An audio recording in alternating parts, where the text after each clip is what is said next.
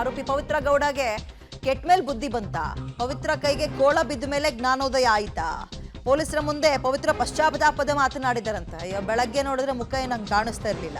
ವಿಚಾರಣೆ ವೇಳೆ ಪೊಲೀಸರ ಮುಂದೆ ಪವಿತ್ರ ಗೌಡ ಅಳಲು ಅತ್ರಂತೆ. ರೇಣುಕಾ ಸ್ವಾಮಿ ಹತ್ಯೆ ಬಗ್ಗೆ ಪೊಲೀಸರ ಪ್ರಶ್ನೆಗೆ ಬಾಯಿಗೆ ಜಿಪ್ ಹಾಕೊಂಡಿದ್ದಾರೆ. ಏನು ಉತ್ತರ ಕೊಟ್ಟಿಲ್ಲ. ಆರೋಪಿ ಪವಿತ್ರ ಗೌಡಗೆ ಕೆಟ್ಮೇಲ್ ಬುದ್ಧಿ ಬಂತು ಅಂತ ಸದ್ಯಕ್ಕೆ ಸಿಗ್ತಾ ಇರೋ ಮಾಹಿತಿ. ಪವಿತ್ರ ಕೈಗೆ ಕೋಳ ಬಿದ್ದ ಮೇಲೆ ಜ್ಞಾನೋದಯ ಆಯ್ತಾ? ಹಂಗಾದ್ರೆ ಪೊಲೀಸರ ಮುಂದೆ ಪವಿತ್ರ ಪಶ್ಚಾತ್ತಾಪದ ಮಾತುಗಳನ್ನ ಆಡಿದ್ರಂತೆ. ಇದೆಲ್ಲ ಸುದ್ದಿ ಸರಿ. ಈಗ ತಾನೇ ನಾವು ನೋಡಿದ್ವಿ, ಈಗಲೂ ನೋಡ್ತಾ ಇದ್ದೀರಾ ನೀವು ಪಬ್ಲಿಕ್ ಟಿವಿ ಎಕ್ಸ್ಕ್ಲೂಸಿವ್ ಡೀಟೇಲ್ಸ್ನಲ್ಲಿ ಆ ಕಡೆ ಈ ಕಡೆ ಇರುವಂತಹ ಕಾನ್ಸ್ಟೇಬಲ್ಗಳು, ಲೇಡಿ ಕಾನ್ಸ್ಟೇಬಲ್ಗಳು ಮುಖ ಮುಚ್ಕೊಳ್ತಾ ಇದ್ದಾರೆ, ಕ್ಯಾಮ್ರಾಗೆ ಮುಖ ತೋರಿಸ್ದೆ. ಬಟ್ ಇವರು ಮಧ್ಯದಲ್ಲಿ ಕೂತಿರೋ ಆರೋಪಿ ಸ್ಥಾನದಲ್ಲಿರೋ ಈ ಮಹಿಳೆ ಪವಿತ್ರ ಗೌಡ ಆರಾಮಾಗಿ ಅವ್ರೇನೋ ಜೋಕ್ ಹೇಳ್ತಿದಾರೇನೋ, ಇವರು ತೆಲಾಡ್ಕೊಂಡು ಒಂದು ಟ್ರಿಪ್ಪಿಗೆ ಹೋಗ್ತಾ ಇದ್ದೀನೇನೋ, ಪಿಕ್ನಿಕ್ಕಿಗೆ ಹೋಗ್ತಾ ಇದ್ದೀನೇನೋ, ಪೊಲೀಸ್ ಜೀಪಲ್ಲಿ ಅನ್ನೋ ರೀತಿಯಲ್ಲಿ ಮುಖಭಾವ ಇದೆ. ಇನ್ನೇನು ಪಶ್ಚಾತ್ತಾಪದ ಮಾತುಗಳನ್ನು ಆಡಿದ್ರೋ ಅದೇನೋ ನನಗೆ ಗೊತ್ತಿಲ್ಲಪ್ಪ.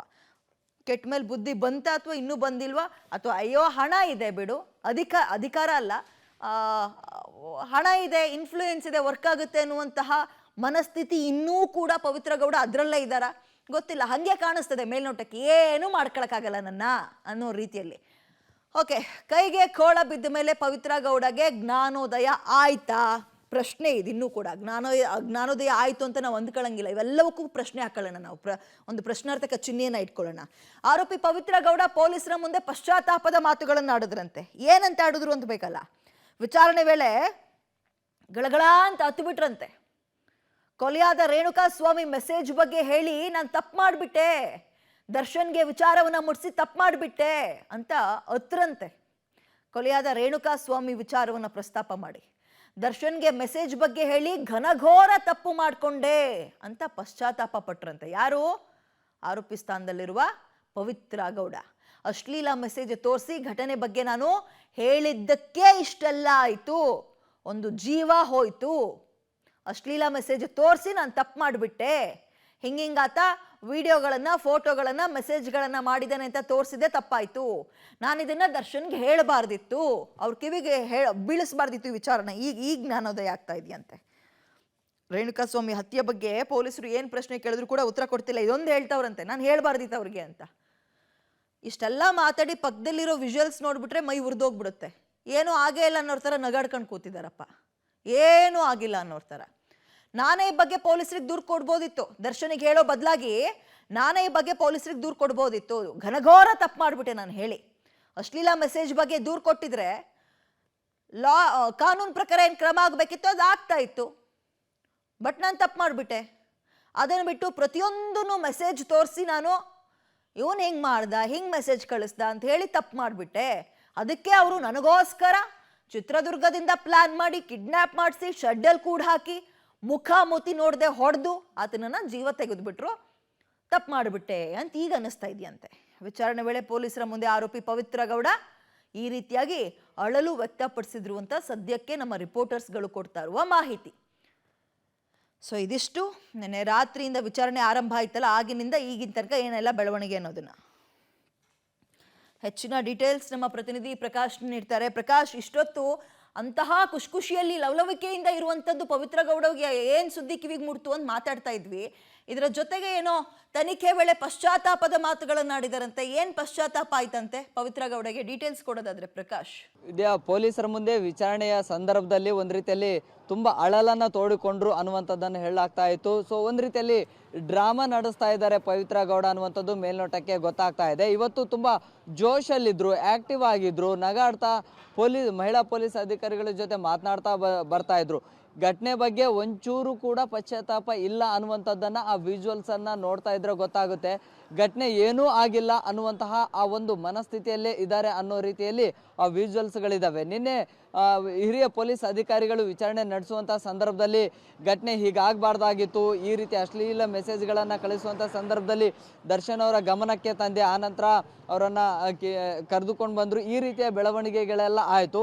ಆದರೆ ಇದೆಲ್ಲವೂ ಕೂಡ ಅವರ ಗಮನಕ್ಕೆ ತರಬಾರ್ದು ಅನ್ನುವಂತಹ ಒಂದು ಅಳಲನ್ನು ತೋಡ್ಕೊಂಡಿದ್ರು ಅಂತ ಹಿರಿಯ ಪೊಲೀಸ್ ಅಧಿಕಾರಿಗಳು ಹೇಳ್ತಾ ಇದ್ರು, ಅಂದ್ರೆ ಅವರ ಮುಂದೆ ಅಳಲನ್ನ ತೋಡ್ಕೊಂಡ್ರು ಅನ್ನುವಂಥದ್ದನ್ನ. ಆದ್ರೆ ಇವತ್ತು ತದ್ವಿರುದ್ಧವಾಗಿ ಇರುವಂತೆ ಭಾಸವಾಗ್ತಾ ಇದೆ. ಆ ದೃಶ್ಯಗಳನ್ನ ನೋಡ್ತಾ ಇದ್ರೆ ಘಟನೆ ಏನೂ ಆಗೇ ಇಲ್ಲ ಅನ್ನುವಂಥದ್ದನ್ನ, ಅಂದ್ರೆ ಈ ಘಟನೆಯಲ್ಲಿ ಅವರು ತಪ್ಪು ಮಾಡಿದ್ದಾರೆ, ಶಿಕ್ಷೆ ಅನುಭವಿಸ್ತಾರೆ, ಒಂದು ರೀತಿಯಲ್ಲಿ ಈ ಘಟನೆಗೂ ನನಗೆ ಏನು ಸಂಬಂಧನೇ ಇಲ್ಲ ಅನ್ನೋ ರೀತಿಯಲ್ಲಿ ವರ್ತಿಸುವ ಹಾಗೆ ಇವತ್ತಿನ ಅವರ ಮುಖ ಚಹರೆಗಳಿದ್ವು. ಅಂದ್ರೆ ಅಷ್ಟರ ಮಟ್ಟಿಗೆ ಅವರು ಹ್ಯಾಪಿ ಆಗಿದ್ರು, ಕೂಲ್ ಆಗಿದ್ರು. ಪೊಲೀಸ್ ಠಾಣೆಗೆ ಕರೆದುಕೊಂಡು ಬರುವಂಥ ಸಂದರ್ಭದಲ್ಲಿಯೂ ಕೂಡ ತುಂಬ ಲವಲವಿಕೆಯಿಂದ ಇದ್ರು. ಕ್ಯಾಮರಾಗಳನ್ನು ನೋಡಿ ಖುದ್ದು ನಗಾಡ್ತಾ ಇದ್ರು. ಅಷ್ಟರ ಮಟ್ಟಿಗೆ ಅವರು ಫ್ರೀ ಆಗಿದ್ರು. ನಿನ್ನೆ ನೋಡಿದ್ರೆ ತುಂಬ ಪಶ್ಚಾತ್ತಾಪವನ್ನು ಅನುಭವಿಸ್ತಾ ಇದ್ರು, ಅಳಲನ್ನು ತೋಡಿಕೊಳ್ತಾ ಇದ್ರು ಅಂತ ಹೇಳಲಾಗ್ತಾ ಇತ್ತು. ಆದರೆ ಇವತ್ತು ಬೆಳಿಗ್ಗೆನೆ ಅಷ್ಟೊಂದು ದಿಲ್ಖುಷಿ ಆಗಿದ್ರು. ಠಾಣೆಗೆ ಕರೆದುಕೊಂಡು ಬರುವಂಥದ್ದು ಬೇರೆ ಯಾವುದೋ ಒಂದು ಒಳ್ಳೆಯ ಕಾರ್ಯಕ್ರಮಗಳಿಗೆ ಅಥವಾ ಒಳ್ಳೆಯ ಇವೆಂಟ್ಗಳಿಗೆ ಅಲ್ಲ, ಠಾಣೆಗೆ ಕರ್ಕೊಂಡು ಬಂದು ವಿಚಾರಣೆಯನ್ನು ನಡೆಸೋದಕ್ಕೆ. ಸೊ ಈ ರೀತಿಯ ಒಂದಿಷ್ಟು ಬಿಹೇವಿಯರನ್ನು ನೋಡಿ ಅವರನ್ನು ಕರೆದುಕೊಂಡು ಬರುವಂತಹ ಪೊಲೀಸರಿಗೂ ಕೂಡ ಒಂದು ರೀತಿಯಲ್ಲಿ ಅಚ್ಚರಿ ಆಗಿದ್ರು. ನಿನ್ನೆಲ್ಲ ತುಂಬ ಸಪ್ಪೆ ಮುಖವನ್ನು ಹಾಕಿದ್ರು, ಒಂದು ರೀತಿಯಲ್ಲಿ ಆತಂಕದ ಆ ಒಂದು ಸನ್ನಿವೇಶದಲ್ಲಿದ್ದರು. ಆದರೆ ಇವತ್ತು ತುಂಬ ಆ್ಯಕ್ಟಿವ್ ಆಗಿದ್ದಾರೆ. ಘಟನೆಗೆ ಇದಕ್ಕೆ ಸಂಬಂಧನೇ ಇಲ್ಲ ಅನ್ನೋ ರೀತಿಯಲ್ಲಿ ಇದರಲ್ವಾ ಅನ್ನುವಂತಹ ರೀತಿಯಲ್ಲಿ ಪೊಲೀಸರಿಗೂ ಕೂಡ ಒಂದಿಷ್ಟು ಅಚ್ಚರಿ ಕೂಡ ಉಂಟಾಯಿತು. ಸದ್ಯ ಪೊಲೀಸ್ ಠಾಣೆಗೆ ಕರೆದುಕೊಂಡು ಬಂದಿದ್ದಾರೆ. ಇಲ್ಲಿ ಮತ್ತೆ ವಿಚಾರಣೆ ನಡೆದ ಬಳಿಕ ಮತ್ತೆ ಯಾವ ಡ್ರಾಮವನ್ನು ಶುರು ಮಾಡ್ತಾರೆ ಅದನ್ನು ಕೂಡ ನೋಡಬೇಕಾಗುತ್ತೆ. ಆದರೆ ಮೇಲ್ನೋಟಕ್ಕೆ ಅವರಿಗೆ ಈ ಘಟನೆಗೆ ಇದಕ್ಕೆ ನನಗೆ ಯಾವುದೇ ಸಂಬಂಧ ಇಲ್ಲ ಅನ್ನೋ ರೀತಿಯಲ್ಲಿ ತುಂಬ ಆ್ಯಕ್ಟಿವ್ ಆಗಿದ್ದಾರೆ. ವಿದ್ಯಾ, ಥ್ಯಾಂಕ್ ಯು ತಮ್ಮೆಲ್ಲ ಡೀಟೇಲ್ಸ್ಗೆ ಪ್ರಕಾಶ್.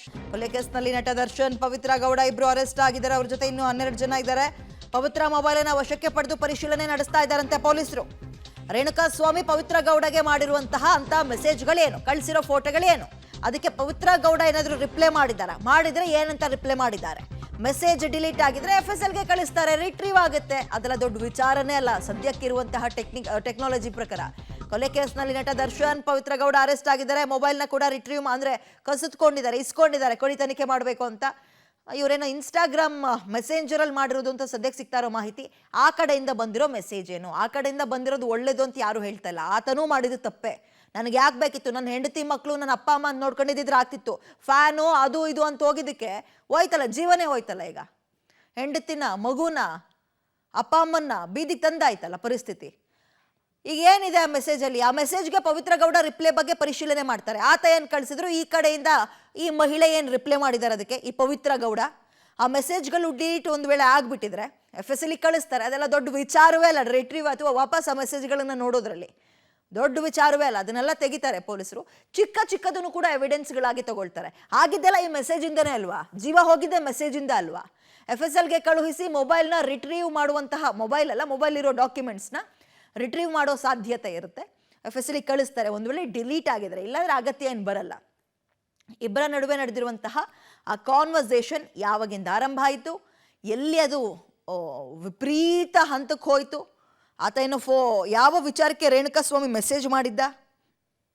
ಮೇಲ್ನೋಟಕ್ಕೆ ಇವ್ರು ಹೇಳ್ತಿರೋ ಪ್ರಕಾರ ದರ್ಶನ್ ಪತ್ನಿ ಮತ್ತು ಅವರ ಗೆಳತಿ ನಡುವಿನ ಕಾನ್ವರ್ಸೇಷನ್ನೇ ಇಲ್ಲಿ ಈತನ ಕೋಪಕ್ಕೆ ಕಾರಣ ಆಯಿತು. ಈತ ಕೂಡ ಪವಿತ್ರ ಗೌಡ ಅವರಿಗೆ ಇನ್ಸ್ಟಾದಲ್ಲಿ ಒಂದು ಮೆಸೆಂಜರಲ್ಲಿ ಮೆಸೇಜ್ ಮಾಡಿದೆ ಅಂತ ಸದ್ಯಕ್ಕೆ ಸಿಗ್ತಾ ಇರೋ ಮಾಹಿತಿ.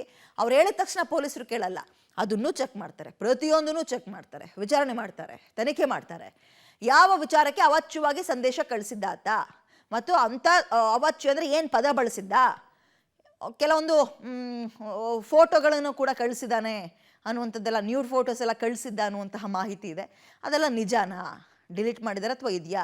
ಆರೋಪಿಗಳೆಲ್ಲರ ಮೊಬೈಲ್ ನಂಬರ್ CDRನ ತೆಗೆದು ಪರಿಶೀಲನೆ ಮಾಡ್ತಾರೆ. ಯಾರ್ಯಾರಿಗೆ ಕಾಲ್ ಹೋಗಿದೆ, ಪ್ಲ್ಯಾನ್ ಹೆಂಗೆ ಮಾಡಿದ್ರು, ಈತ ಮೆಸೇಜ್ ಮಾಡಿದ್ದು ಯಾವಾಗ, ಪವಿತ್ರ ದರ್ಶನಿಗೆ ಹೇಳಿದ್ದು ಯಾವಾಗ, ಇವರು ಆತನನ್ನು ಹುಡುಕಿದ್ದು ಹೆಂಗೆ, ಚಿತ್ರದುರ್ಗದ ಆತನ ಅಡ್ರೆಸ್ ಹುಡುಕಿದ್ದು ಹೆಂಗೆ, ಅವನನ್ನು ಅಲ್ಲಿಂದ ಇಲ್ಲಿಗೆ ಪುಸ್ಲಾಯಿಸಿ ಕಿಡ್ನ್ಯಾಪ್ ಮಾಡ್ಕೊಂಡು ಕರ್ಕೊಬಂದಿದ್ದು ಹೆಂಗೆ, ಯಾವ ಶೆಡ್ಡಲ್ಲಿ ಇಟ್ಟರು, ಎಲ್ಲಿಟ್ರು, ಎಷ್ಟೊತ್ತಿಗೆ ಕರ್ಕೊಬಂದರು, ಹೆಂಗೆ ಹೊಡೋದ್ರು, ಇವೆಲ್ಲವನ್ನ ಇದಕ್ಕೆ ಸ್ಪಾಟ್ ಮಹಜರು ಅಂತಾರೆ. ಇದನ್ನು ಇವತ್ತಿಂದ ಶುರು ಮಾಡ್ತಾರೆ. ನೆನ್ನೆಲ್ಲ ಏನಾಯಿತು ಅಂದರೆ ಬ್ರೇಕಿಂಗ್ ನ್ಯೂಸ್, ನಟ ದರ್ಶನ್ನ ಅರೆಸ್ಟ್ ಮಾಡಿದ್ರು. ಯಾವ ಪ್ರಕರಣಕ್ಕೆ? ಮರ್ಡರ್ ಪ್ರಕರಣದಲ್ಲಿ.